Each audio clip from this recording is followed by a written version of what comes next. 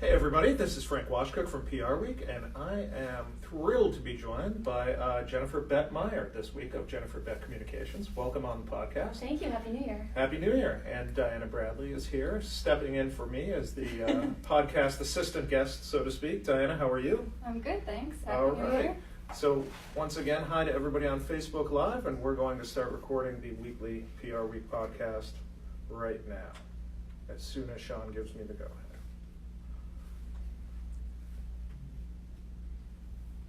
Hello, everybody, and welcome to the PR Week. That's PR Week's weekly podcast on everything going on in the worlds of PR and communications. My name is Frank Washkuch.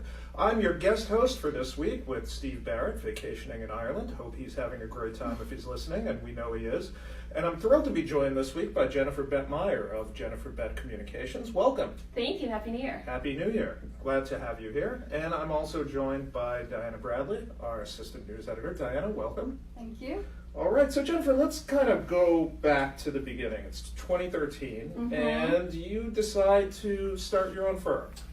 Kind of. In 2013, I became a consultant. I had been working in PR for about 12 to 13 years at that point.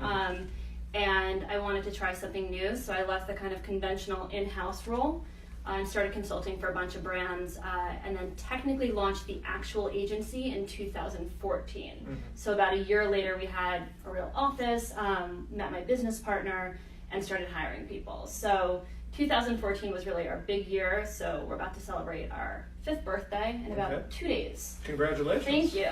So what made you take the plunge? What made you get into PR in the first place? You have an editorial background. I do. I was a writing major, and I started off writing and working at Marie Claire magazine under Glenda Bailey before she went over to Harper's Bazaar, where I followed her. And I worked there in the features team. So I worked on trends and celebrity stories, everything from fashion to beauty to food. And I loved it. I loved writing, and I loved the team, and I loved the editorial culture. But after a little bit, I found it a little repetitive, and I wanted to try something new. And the head of an agency actually came up to me and told me I would be a decent publicist, and I said... Did you roll your eyes? I said, absolutely not. Why would I want to do that to myself? And she said, listen, you're essentially finding really creative ways to tell a story. We're doing the same thing. So I said, why not? And I moved over to work at Harrison & Strickman, which was a fashion PR agency. And I worked for Elizabeth and Laura for about 2 years. And really that was where I got my training, my hardcore PR 101 training. And from there, I moved into different in-house roles and agency roles and roles where I would hire agencies and fire agencies and run agencies. And so after about 10 years, I kind of was burnt out. I felt there weren't a lot of agencies that were really addressing the changing, the shifting world of media. And most of the agencies I frankly felt were run by, old white dudes that were operating with a different mindset about PR and media. And what was happening about 5 or 6 years ago, as you know well, there were tons of really interesting startups. There was these innovative brands that were popping up left and right, a lot that were being run by women, which was wonderful. And I didn't think there was really a PR agency out there that could address the sensitivities and the needs of these specific innovative brands. And so what happened was to go backwards a moment, when I was running a PR division at an agency called Starworks, I had hired this superstar at the time named Melissa Duran. She was 23 or 24, very young and really good. And I said to myself, I'll find a way to figure out a way to work with this woman again. And it just so happened when I started consulting, she was consulting. We got together and we essentially said, listen, can we change the way that PR is being done now? Can we really make it less about product placement and big mailers and PR releases and make it more about impactful, meaningful storytelling and working with these brands that had more to say than just a transaction or just a product. And brands that had these super powerful, magnetic founders that were, interesting in themselves. So Melissa said yes. She became my business partner, and that was 5 years ago. And I think the editorial background really lends itself to what I do every day. Essentially we're storytellers, right? So we're finding really creative ways to get people to talk about something. And so having a writing background and working under someone like Glenda Bailey was super instrumental in, I think, becoming a publicist. Well, you must have had a little bit of a learning curve, right? 100%. Yeah. I mean, I was so used to being on the other side of things, and I think that worked in my advantage, because when I was at Harper's Bazaar or Marie Claire, on any given day, I would look in my inbox and have 150 email pitches. So which ones was I going to read? And that's on a light day. No, that's on a light Yeah. day. And this was a while ago before. I mean, I remember we would get faxes of pitches. So yeah, I mean, I kind of started to figure out what did resonate with the editorial world, and what was it that, kind of made a pitch stand out among the 149 other pitches. So in that way, I think it really worked in my favor. I also saw kind of the inner workings of a magazine, and what the structure was like, and what a run-through was like, and how they decided on, what actually made it to print. Right. And that was super helpful. But yeah, there was a learning curve. Essentially, I came in, and I remember the first day I called my mother, and I was like, this is the biggest mistake I've ever made in my life. How can I turn back time? But I picked it up pretty quickly, and I kind of fell in love with it pretty quickly. I always say with PR, you have to have that love relationship. It has to feel like a passion, or you're simply not going to do a good job. Okay, that makes sense. So you start your own agency in early 2014. Yeah. Okay, so in the nearly 5 years since then, the media world has changed a ton. Just a bit, yeah. Yeah, it's changed a ton. I mean, editorial staffs are smaller. Everything is so much more digital and social media driven. What are the things you're seeing out there in terms of how you used to deal with the media and how you deal with them now? I mean, when I first started, it was almost all print. Right. We would send out a product, it would get photographed, and we would say, I hope people see it. Occasionally someone would pull out a magazine tearing and bring it into a store, and we'd feel like that was a huge accomplishment because we knew people were seeing our products in the pages. Now, you can actually, there's analytics that tells you, if the stories you're placing are converting to sales, which is super instrumental. But so starting out in print, we've totally shifted our focus at JBC. The diversity of offering when it comes to media is huge. So beyond just looking at digital versus print, there's podcasts, there's, brand platforms. So, we do a lot of pitching of our brands to other brands, which is an interesting idea. Tell me how that works. Tell me about a time you pitched your brand to another brand. Well, I mean, there's a lot of brands that have really strong content. Right, sure. And they have, for instance, we work with a brand called Hatch, which is essentially a line of clothing and maternity wear, but it's for, before, during, after maternity, and it's beautiful. And they've created an entire kind of program a marketing program where they profile women that are pregnant, that have had babies, and kind of what their lives are like. So we pitch our other female founders to Hatch to put on their website or to be on their podcast to talk about what their experience is like. So we do a lot of kind of, our brands are kind of like an ecosystem. So they offer platforms to brands within our agency roster. That's really interesting. Yeah. So you mentioned Hatch. What are some other superstar clients, as you call them, before? I love our clients. Yeah, I mean, it took us a while, but I feel really strongly about all of our clients. So about 75% of our brands are female run. So we work with everyone from Parachute, which is, in my humble opinion, the best home line out there. Ariel K has built an unbelievable business.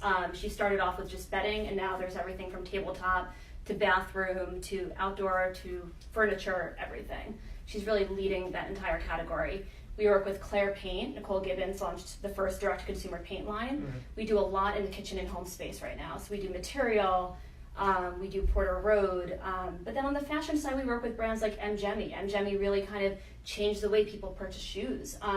We work with Nottam Cashmere, which was the first brand to really go direct to Mongolia and work directly with the herders and cut out the middleman there, so that you're getting the best possible cashmere for the lowest price possible. But then on the other side, on the less kind of product-driven brands, we work with Female Founders Fund, which is a VC that invests in female-run businesses. They've invested in tons of wonderful companies. We work with both the co-founders there in terms of increasing their profiles, which frankly, they don't need a lot of help because they're unbelievably impressive women. And so we kind of run the gamut. There's about, I think, 32 clients now on our roster, which is exciting. And you would say almost all of them are startups? I think none have been around with the exception of 2, none have been around for longer than about 6 or 7 years. That's really interesting. Yeah. Okay. So, and you mentioned the media world before, and I say this as a white guy who's getting some gray in the beard. Yeah. But, a lot of outlets were run by a less diverse group of people, should we say. Do you see that changing as well when you're talking to folks on the other side of the business? Or? A little bit, yeah. I mean, I think now, in terms of, you mean the outlets, the media outlets? Yeah. Yeah, I mean, I think there's just so much. Everyone says, oh, your job must be getting so harder because there's less and less to pitch. Because yes, the traditional print media publications are downsizing on their staffs, but there's so much more. There's such a rich diversity in media outlets now. So just look at podcasts alone. A few years ago, maybe there was 5 to 10 podcasts that you would pitch an entrepreneur to, and now there's 100 plus. There's podcasts that specialize in female founders. There's ones that specialize in the home. There's podcasts that specialize in podcasts. So there's so much there, and there's so many outlets across social media platforms. So we do a lot of pitching to Facebook Live programs. We do a lot of Instagram Live takeovers. We've had a lot of success pitching our founders to take over a My Domain or a Lonnie or a Well and Good Instagram handle for a day. Really? So to me, when people say your job is getting harder because there's less outlets, I just don't see it that way. I think there's more and more. I think that people are getting their information in a variety of ways now. And it's not just about picking up a magazine and reading to find out what you want to buy. They're listening on their way to work. They're watching on TV, It's limitless. So I think that makes our jobs more exciting. So those are really interesting pitches and really interesting. I don't even know if you would call them media platforms, so platforms, I guess. So what are the trends you're looking forward to in 2019, or what do you expect to see in the next couple of years? I mean, I think we're going to keep seeing this shift away from print. I love print, and print is my... Yeah, there's a certain magic there, isn't there? Yeah, and I mean, to me, there's still nothing better than getting, Vogue and reading it, or looking at Fast Company in print on the subway. I still read books like that, so there's something magical there. Yeah. But I do think that people are going to have to shift their focus a little bit more if they haven't yet. And again, not just to digital, but to different platforms. And I think we're going to see more and more podcasts. I think we're going to see people utilizing their social media handles in a variety of ways. I think people, and I think brands and media outlets it's going to be less about pushing out content and more about pulling in brand partners. And I think that should be interesting to work with too. That's interesting. So, we try to cover agencies big and small, and coast we're to coast. Small. Well, I was going to say boutique, but tell me what the trends are specifically for an agency that you have a small, hungry group of people, and you're working hard for a group of interesting clients. What are the trends that you and your competitive set are seeing out there, the boutique firms? In terms of the types of clients that we're talking to? Yeah, and what do clients want? Clients want storytelling, first and foremost. They rely less, again, on this product placement, which I think is super old school. The amount of times I've had, potential clients and clients come to us and say, listen, please don't do another mailer, please don't do another PR release. We do not want to be generic, and you found the right place, because we don't do any of that.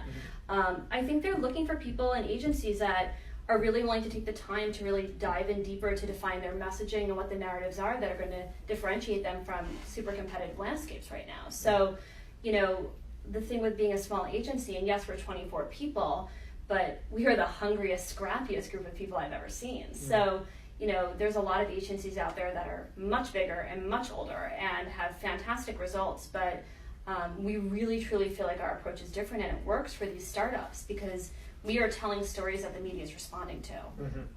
These are not brands that have been around for 30 years who can talk about their learnings necessarily, but they can talk about trends they're seeing in the market. They can talk about why they saw this white space, why did they start, what are they looking for in a founder, how did they fail.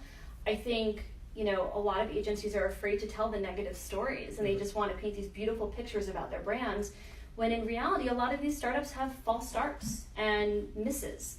And I think there's a lot of outlets like Entrepreneur, Fast Company, that they're eager to share those kind of honest perspectives. So those are the types of brands that usually we are attracted to and that are attracted to us. In terms of trends, it is crazy how much we're seeing in the kitchen space right now, in the home space. Why do you think that is? It's funny, I think what happened was, first with transparency, fashion kind of kicked it off with Warby Parker, and then you have Allbirds and Everlane. But I think what happened was people were not really talking about this transparency element in the kitchen, and that there weren't a lot of DTC brands. And millennials were graduating from college and moving into apartments, and there was 4 options, or 3 maybe. You either went to IKEA or Pottery Barn. And I think there were a lot of really smart entrepreneurs like Ariel Kay and Nicole Gibbons, and they said, listen, let's make this process easier for these people. Let's still give them the best product and beautiful product, but let's cut out this crazy process of having to go into a store and look for an hour and a half and compared, they took all of that out of it. And I think now it's exploding. I mean, Domino or My Domain just did a whole story about 2018 being the year of kitchen DTCs. So, there's a lot. There's Year in a Day, there's material, there's Great Jones, there's a lot happening there. And I find that whole area very exciting. Okay, so it's doom and gloom time for 30 seconds. There's a lot of questions about the economy right now. Oh, goodness. What's going to happen in the next couple of years. What do you hear from clients about that? I mean, what's their level of concern right now? It depends on where they are in their business. Okay. So the startups are very optimistic if it's been like a few months. It also depends on where they are with their fundraising. So, clients that have only raised a seed round are a little more, they're a little more nervous than I think a client that recently raised their Series B or so. And I think it also depends on the category and how saturated that category is. There are certain brands that we work with that are really owning their category and they feel very optimistic and, very positive about things. But there are certainly quite a few clients that there's a lot of competitors, and as you said, with the economy, it can be scary, which is why there's an enormous amount of pressure on us to make sure that their stories are being told. Because again, it's this DTC world, this whole kind of startup world is just so competitive. We launched Claire and had a fantastic launch with them, and then another brand that is frighteningly similar cropped up about 8 months later. So we have to always stay ahead of our game and make sure that our brands are the brands that people are talking about. All right, last agency question. So no more doom and gloom. No more doom and gloom. Tell me about the types of people that you're hiring now as compared to when you started. Are you hiring a different set? I mean, are the publicist skills different? We've never looked for traditional publicists. So my background, working with PR people, I found that we weren't finding a lot of people when we were looking at traditional agencies that fit at JBC. So we kind of started diverting, and we work with people from very different backgrounds. We work with someone who has a reporting background. We work with someone who had a tech background. We work with someone who worked at a hotel. So to me, it's so much less about this traditional old school PR background and being able to write really well, being able to think creatively, and being passionate about what you're doing. So to me, it's all about this storytelling, which I know I keep bringing up and it sounds repetitive, but if you are a good storyteller, I don't care if you've done PR for 2 years or 22. So if you can sit in a room and convince me to buy a product, I don't care if you can write a press release. So we are very open about the type of people we hire. The main thing for us is that they're creative and they're scrappy. Again, we're not... What do you mean by scrappy? Well, we're not a 200-person company with, cubicles and, all the kind of sometimes luxuries that come with being a really big agency. We sit on the floor and we stuff envelopes when we need to, and we just know that it means rolling up our sleeves and getting to work, and that starts from the assistants up until me. So if you need to work really late one night, if you need to work over a weekend because it means pushing your client that much more forward, our agency, we're really happy to do that. I mean, I think the turning point for us was when we finally put together a roster of brands we all believed in and we were all passionate about. There is not one founder on my roster that I'm not excited to work with or inspired by or want to call my friend. And it took us a while to get there. The first few years were a little bumpy, but I can easily say 5 years later that we have a stellar roster of people that I'm really proud to work with. Okay. And an even better team. All right, so let me kick it over to Diana for the news of the week. So first of all, Diana, our best places to work came out on Monday. Tell us a little bit about the trends or things that jumped off the page at you. Sure. So flexibility and work-life balance is becoming more common at companies and expected by staffers. So every agency that made this list had that kind of built into their offerings for employees, and we're seeing that more and more every year. But some really eye-catching perks. For example, Yum was one of the companies that had a best in-house With an exclamation team. point or without? I believe it is with. Okay. And our style on that has changed. Our production team is not here to correct you, but anyway, so yes. Go on, sorry. But Yum has an on-site daycare, and year-round half-day Fridays are offered. So that's impressive, especially as the maternity and paternity leave conversation that's becoming more prevalent, and so it's nice that there's also like on-site. Now this must be something that you hear from your clients, right? I mean, we are 23 women, 1 man. And we are unbelievably passionate about women's issues, women's rights, and benefits and policies. So something we strongly support. On International Women's Day, we actually don't do our normal day of work, and we open up our doors to young female entrepreneurs who can come through the office and get free PR advice. And we host a breakfast every year for all of our female founders so that they can kind of network and connect. Because I do think that the power of women is very strong, and I think that unfortunately in PR, there haven't been really tons of female leaders, and I think that we need to kind of create a platform that makes it a very kind of inclusive community. I mean, I'd say it's improving though, wouldn't you? 100%. Yeah. I think within the last few years, and there's certainly, I've had a lot of mentors in the industry that are female publicists, but if you look at kind of the old school PR agencies that have been around for a long time, the biggest ones, the ones that get highlighted the most, they're not run by women. We do. I mean, I would say counterpoint to that, though. I mean, I would say we do a power list every year. Yeah. The last two, the person at the top of the list has been a woman. You guys are very good. Well, I appreciate well, that. Well, I mean, I think you're very fair. Yeah. I think that sometimes I think that is sometimes an exception. Yeah. And but I do see where you're coming from on this too. Yeah, sure. even if sometimes you Google, Yeah. PR and kind of like best agencies or something, the ones that come up are kind of the ones that you would expect. And listen, there's a reason they're there. They paved the way and they're doing fantastic work. I think there's a lot to be said about what women are doing in the industry as well. Okay. More on best places to work. Sorry, Diana, we got a little off That's all track. right. All good points. And, millennials are obsessed with fitness and healthy eating. So Is this true? I don't think it's just millennials. I think everyone that's these true. days. I'm sorry to generalize. Yeah. But we would never millennials generalize. Never, millennials here, never. would we? Frank is a big fan. Our offices, we do meditation classes and boxing classes and yoga classes. And when we first started, It's quite I the thought, contrast there between yeah, meditation it classes is. and boxing classes, isn't it? Some people like the boxing a lot more than the Okay. meditation. But when we first started, I thought 3 people would sign up, maybe 5. Right. The entire office gets excited about these things. So I think there's this, it's also kind of, it fosters a connectivity that I think people really like too, is to be able to connect with people outside of the office. Yes. And to do it through something that involves wellness is kind of a win-win. Yeah, definitely. So Yum has an on-site fitness center with trainers, and another in-house agency that made the list was Bayer, and its headquarters has a cafe that serves healthy foods and beverages without charge, a free gym, and a meditation space. Well, they should. I mean, they're in the healthcare space. That's true. That makes sense. You That's kind of have true. to live up to your own standards, Yeah, don't you? yeah. So all interesting and going with the trends of, what people want nowadays. So.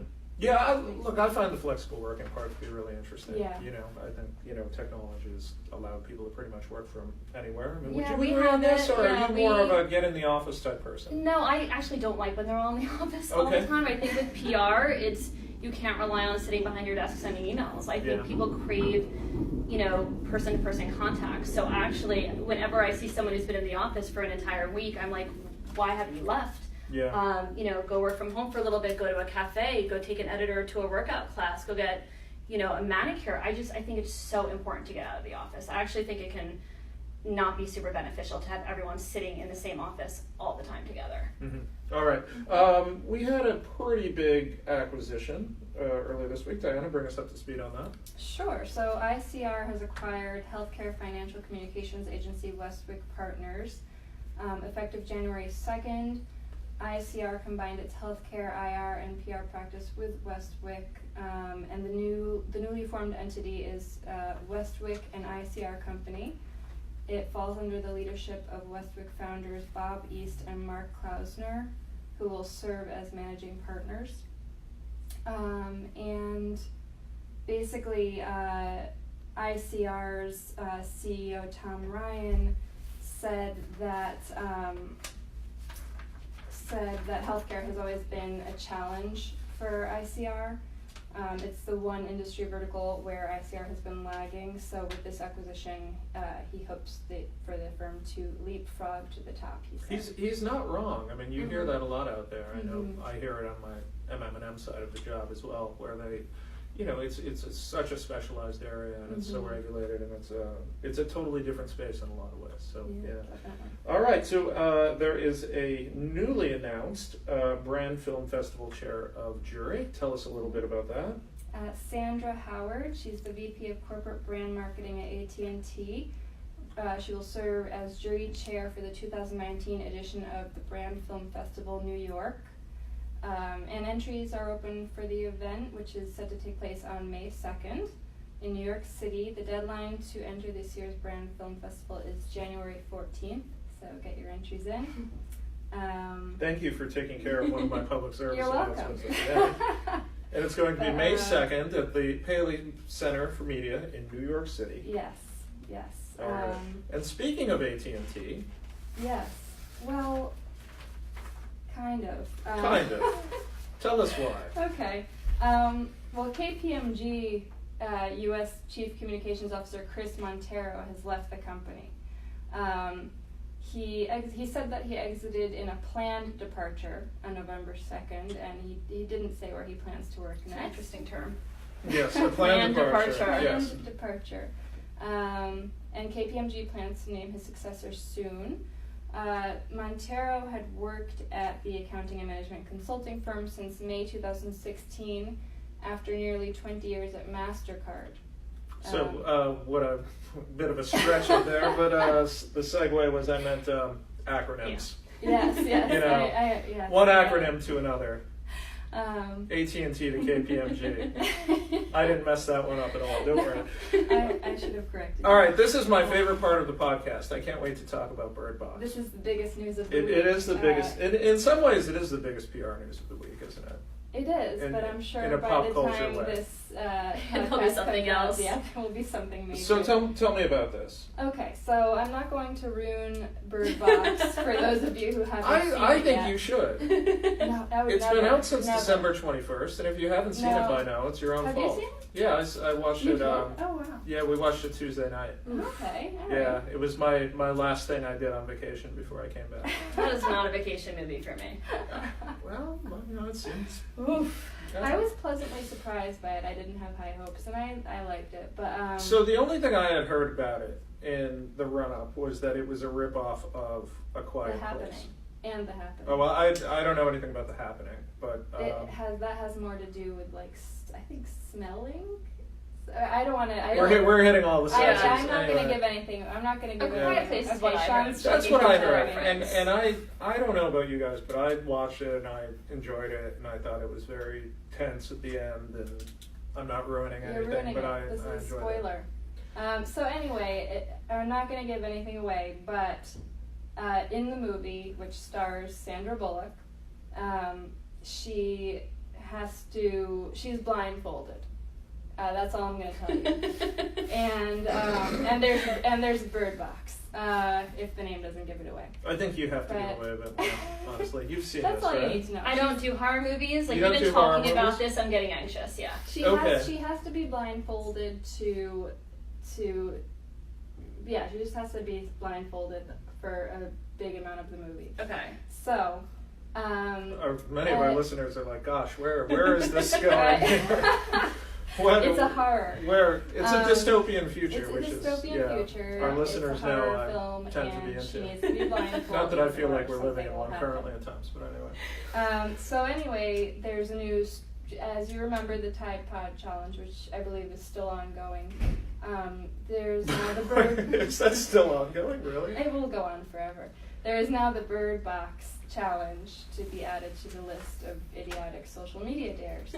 And the Bird Box Challenge requires participants to attempt to do things such as walk on stairs and drive while wearing a blindfold, which is horrifying. So last week, media outlets such as Huffington Post reported... Has anybody gotten hurt yet? The video I saw, a little yes, baby you were got telling me about that. smashed into a wall. So I didn't know much about this, but I brought it up in the office before this, and everyone in our office apparently is talking about this. Okay. And what are I they was saying? sent a video.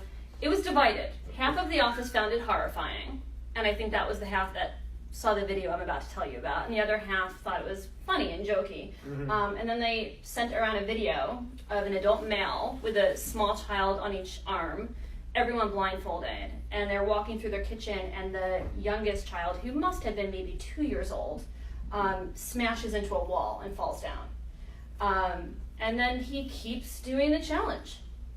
He gets the baby up, and that was when I was like, Yeah, that I sounds think like everyone in the Don't office was like, children, don't involve. If I was talking to Frank about this before, and it's like, if you're gonna do a stupid challenge, like, if you're gonna hurt yourself, it's one thing, but if you're gonna hurt other people, well, I think that's the like thing though with the too. driving, If you're blindfolded. driving, you're going to hurt someone else inevitably. So if Yeah. you're going to do it, put a blindfold on and walk yourself into a wall, Yes, and exactly. spare everyone else. I mean, I don't Exactly. frankly know many people who would actually do this, but apparently enough people were doing it that Netflix felt the need to say something. Yeah. So Right. So Netflix.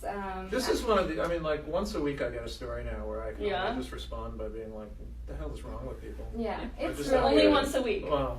It's Yeah. really this list of challenges is like, it's very scary. But on Wednesday morning, Netflix tweeted a message warning people not to hurt themselves by doing the Bird Box challenge. But they kind of said it in a jokey tone. They said, "Can't believe I have to say this, but please do not hurt yourselves with this Bird Box challenge. We don't know how this started, and we appreciate the love, but boy and girl," those are characters in the movie, "have just one wish for 2019, and it is that you not end up in the hospital due to memes." The tweet. That's a good rule for life, you know. Mhm. Don't end up in the hospital due to a meme. Yeah, it's kind of sad that anybody would need to be told that. But the tweet it's been retweeted over 47,000 times. And in a way, it's a weird one because do you think that Netflix should have responded? In a way, they've created more awareness about it, but I don't. you know. I think it's how they responded. Yeah. I think by saying, we can't believe we have to say this, but boy and Yeah. girl want this is, I don't think anyone would take that very seriously. Yeah. I also don't think that people that are actually doing it are going on Twitter and saying, "Oh, well, Netflix wants us to It's stop, true. so I better take the blindfold off." It's true. So I don't necessarily know if they're reaching the right people, and I think, frankly, the people that may be doing this, I don't think they're going to stop because boy and girl don't want them in the hospital. Right. Yeah. So if you were advising Netflix, you would say don't bother, or I think I would either do an actual tweet saying stop, or Mhm. I wouldn't. I certainly don't think the jokey kind of tone is anything anyone will take seriously. fair enough. Fair enough. But I don't think a tweet is going to stop the majority of people that are. Is this going to make you doing watch this. the movie, or you're No, still? You're okay. I have a few rules for 2019, and continuing to not watch horror films is one of them. Okay. Fair enough. Yeah, I think our modern day situation is scary enough for me. Okay, that's fair. Do I want to know what the other ones are? Your rules for 2019? I don't know. This was the first year I did not do resolutions. Okay. So we'll see. We had a really good 2018. It was a very good year for me personally and professionally. So I'm just hoping it gets better. I'm trying to wear adult pants more often, Okay, and by that I you're mean, doing a good job. and by that I mean not wear jeans every Okay. single day to work. So Okay. I'm giving it the These old are college good. These try. are good. Bonobos makes a really nice men's pants. That was that a client? Nope, not No? a client. Okay. My boyfriend started wearing them, and there was a significant difference. Okay. So Fair enough. Yeah. I'll put that on the shopping list, Yeah. perhaps. Okay. All right. So anyway, people are still doing the Tide Pods challenge. There they are. And I just want to say, we have a poll up about the Bird Box Challenge, and so please take it. We want to know if you think Netflix needed to respond to this, and what you think of the way that they did it. So has Sandra Bullock said anything about it, or no? I assume that's not. a great question. I don't know, Right. but I'm going to look into that right Yeah. after this I was just podcast. wondering. Yeah, I mean, you would hope that.